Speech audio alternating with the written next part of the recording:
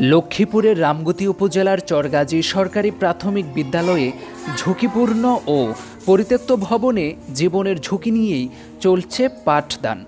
প্রতিদিন আতঙ্ক আর উৎকণ্ঠা নিয়ে বিদ্যালয়ে আসছে প্রায় ২ শতাধিক শিক্ষার্থী।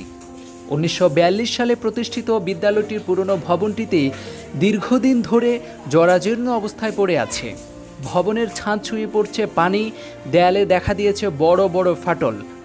সংশ্লিষ্ট বিভাগ ভবনটিকে পরিত্যক্ত ঘোষণা করলেও কক্ষ সংকটের কারণে সেখানেই চালিয়ে যেতে হচ্ছে শ্রেণী কার্যক্রম। যে কোনো সময় ঘটতে পারে বড় ধরনের দুর্ঘটনা, এমন আশঙ্কায় রয়েছে শিক্ষক, শিক্ষার্থী ও অভিভাবকরা। বিদ্যালয়ের শিক্ষক সংকট প্রকট আকার ধারণ করেছে। প্রধান শিক্ষকের পদ দীর্ঘদিন ধরে শূন্য, নেই নৈশ প্রহরী কাম দপ্তরি। নানা সংকটের মধ্য দিয়েই চলছে শিক্ষা কার্যক্রম। এই বিষয়ে বিদ্যালয়ের ভারপ্রাপ্ত প্রধান শিক্ষক জেসমিন আক্তার বলেন, সামনে বহুমুখী দুর্যোগ একটা আশ্রয় কেন্দ্র আছে, 80% কাজ শেষ পর্যায়ে। যদি আরো বাকি 20% কাজ করে দেয় আমার শিক্ষার্থীদের জন্য ভালো হবে। এবং আমরা বর্তমানে যে ভবনটা আছি এটা পরিত্যক্ত, যে কোনো মুহূর্তে দুর্ঘটনা ঘটতে পারে। যদি আমার প্রশাসন একটু সুদৃষ্টি, তাহলে আমার যে বিদ্যালয়ের জন্য, শিক্ষার্থীর জন্য, শিক্ষকের জন্য ভালো হতো। আর আমার বিদ্যালয়ের পদ হয়েছে 6টি।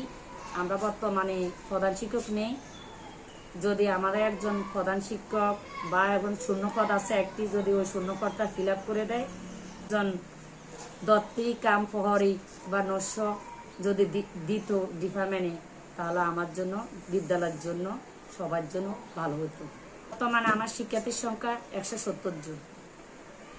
দ্রুত ভবনটি বিদ্যালয় কর্তৃপক্ষের কাছে হস্তান্তর করা হলে নিরাপদ পরিবেশে পাঠদান নিশ্চিত হবে এবং স্বস্তি ফিরবে শিক্ষার্থী ও অভিভাবকদের মাঝে, এমনটাই প্রত্যাশা করছেন স্থানীয়রা। ফরহাদ রাজু, রামগতি, লক্ষ্মীপুর।